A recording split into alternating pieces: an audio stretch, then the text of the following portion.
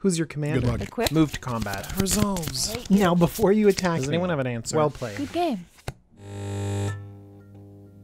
Hello everyone, DJ here with the Jumbo Commander YouTube channel.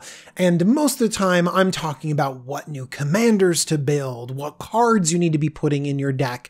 But today I want to talk to you about gameplay. I want to talk about 5 things that you can do to improve your win percentage. Let's win more games with these techniques. The first thing I want to talk about is prioritizing your land drops. Many of us build very well-balanced decks. I don't think I have to tell you to put big awesome cards in your deck. I don't think I need to tell you to put card draw in your deck.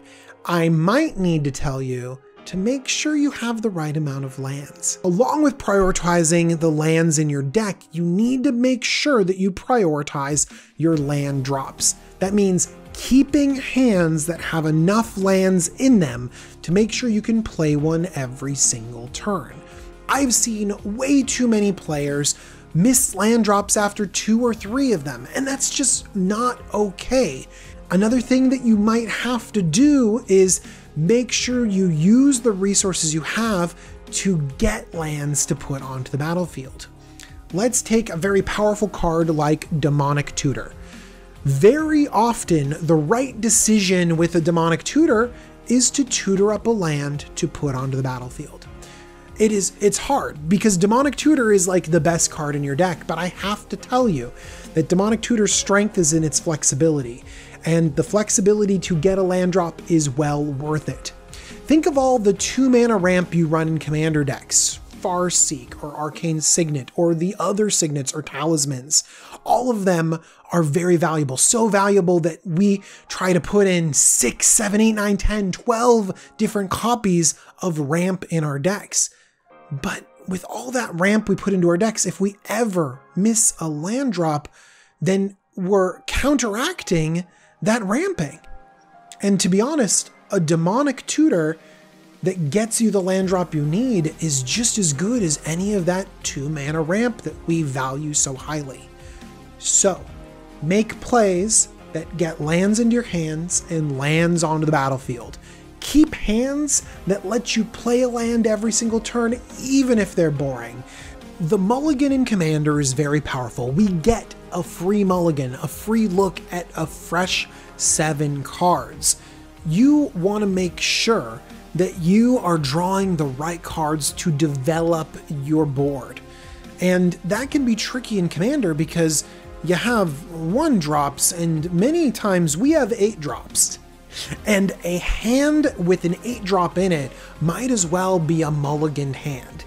And make sure you take advice number 1, which is have enough lands, but also maybe go for something that'll help you develop your board into the mid game. Some ramp, some card draw. And trust me, many of you have built your decks with great ramp and great card draw and great utility in it. And so look for that really strong utility instead of keeping clunky hands that might get there. Or it has the bomb 7 drop that I'll eventually get to. My next piece of advice is for you to embrace variance.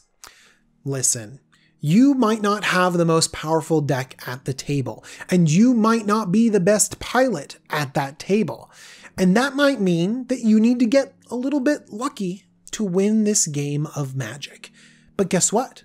Luck is a part of the game, and so sometimes you can embrace variance, embrace that luck, embrace cards that maybe have a high ceiling but a very low floor, because sometimes those high ceilings will help you win the game. You know, professional players, they hate variance. They want stability in their decks. They want to make sure that their deck runs perfectly because then it all falls on their own skill because they're professional Magic players.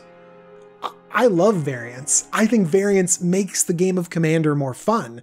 Sometimes when you have a card that's a bomb, or does nothing is so much more exciting to me when playing than just having an average case scenario over and over and over again. Let me explain a few cards that have high variance that maybe are a little bit more narrow, but have the potential to be extremely powerful. Let's go through in WUBRG order. Starting off with white, I'd like to talk about a card like Rest in Peace. This card exiles graveyards and prevents them from being filled. This could be a slam dunk against a graveyard deck. A Carador or Mirren deck will just fold to this card. But sometimes it does literally nothing. You could theoretically metagame and put cards like this if you know there's a lot of graveyard running around your shop. But this is an example of a high variance card, one that could do a lot or could do nothing. In blue, I'd like to talk about Narset's Reversal. This card bounces your opponent's spell back to their hand and lets you cast a copy of it. If you're bouncing back, I don't know, a draw spell or a counter spell, or maybe even a ramp spell, this might not do very much. It might be reactive and give you the wrong spell at the wrong time. But what if your opponent is casting Cyclonic Rift? Whoosh! Narset's Reversal it back in their face. Oh, I love that play so much, and it's such a big play that it could theoretically end the game. That's the narrowness of Narset's Reversal, but it's also the power. Again, high ceiling, kind of low floor where it doesn't do very much. These narrow cards have the potential to be very powerful. In black, I want to talk about Living Death. This has you swapping your graveyard with your battlefield, and sometimes you might say, well, my opponent is going to have all these cards in their graveyard, and this symmetrical effect will refill their battlefield more than my own. This is an unreliable board wipe and an unreliable reanimation spell. That's not wrong. It could be very, very true, but it could also be one of the biggest blowouts ever. Embrace these powerful cards that have high variance. Let me talk about red next. Gamble. This is actually the first card I thought of. Do you like a Tutor for 1 red mana? Because Gamble will let you get any card and put it into your hand for a single red mana. The most powerful Tutor that we could imagine if you're lucky enough to not have it discarded at random. But seriously, we obsess over Tutors, and Demonic Tutor is so powerful. Vampiric Tutor is so expensive and powerful. But Gamble? We maybe don't like the variance, but sometimes you might need to get lucky to play with the most powerful cards. And finally, I want to talk about Carpet of Flowers. It gives you mana, but only if your opponents have islands. So you got to target an opponent, and however many islands they have, that's how much mana you get. And so very regularly at commander tables, this is better than a Soul Ring. It is immediately generating you tons of mana, sometimes 2 or 3 or 4 or 5. This could be a crazy mana ramp, one of the best mana spells you've ever played. Or it could literally do nothing. A do-nothing card in your deck. But I really think that the chance to have such a powerful card is worth it. Now, these are just some examples across WUBRG of some cards that have those high ceilings, have those low floors, have the narrow uses and the variance in between their strengths and weaknesses, but man, in the right situations, they're so powerful. They're some of the strongest cards I could imagine in back-breaking scenarios. So why don't you embrace some of those cards, embrace that play style, and that might be the way that you can win some games. My next piece of advice is that you don't always have to have the answer.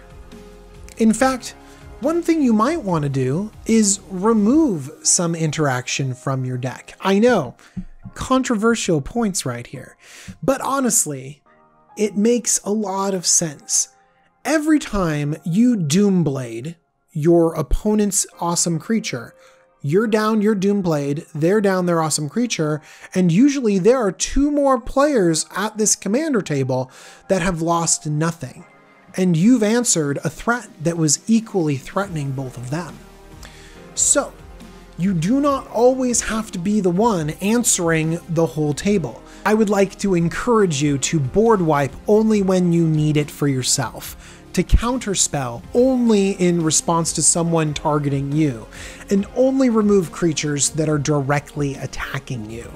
If you can hold back your resources, you're going to be better equipped to deploy them exactly when you need to win the game. Now, the reason why this is a controversial opinion is because I honestly believe that once you've mastered this skill, once you know threat assessment well enough to hold back and target exactly what you need to, then the more interaction that you have, if you have balanced sets of interaction, the higher your win percentage will go. All right, my final piece of advice is try to aim for the middle of the pack. You know, the most common person to win a game of Commander is the person that is in second place for most of the game. See, the player in first place, they get teamed up against. The person that goes for the win first often gets all the removal pointed at them. And oftentimes the person in last place, well, just gets beat up on. Oh, I just needed some counters on my GT, or oh, it's only 3 damage, don't worry about it. But the people in the middle, they are able to dodge those attacks. They're able to pressure the leader together. And those are the ones that have the resources to be able to go for the win after the first person that's consistently in first place gets shut down. Now, it's much harder to be in second place than it is for me to say it to you, because how do you know where you fall in a game of Commander? I think that you can judge how you're doing by how many resources you have in your hand and how much you've deployed on the battlefield. So try to always hold a little bit back and try and deploy enough on the battlefield where you feel like you're not in last place. And if you aim for that balance, then whenever there's a board wipe, you're going to be able to rebuild faster than some opponents that overcommit. All right, let's cover those 5 things again. Make sure you hit your land drops and play accordingly so that you can hit them. Speaking of which, try to mulligan really aggressively and be wary of those awesome commander cards that just happen to start off in your opening hand. The next thing is embracing some variance. Yeah, some cards have a high ceiling and a low floor, but sometimes you might just need to get lucky to win a game of Commander. Number 4, don't always try to have the answer. You should try to be conservative with your interaction, and that means that you'll naturally save more resources and use them when you really need them. As you slowly become a master at this, you might be able to pinpoint exactly what you need to take out to make sure that you can secure that path to victory. And finally, try to stay in the middle of the pack. First place people get beat down, last place people get beat up, but the middle people that conserve their resources end up winning games.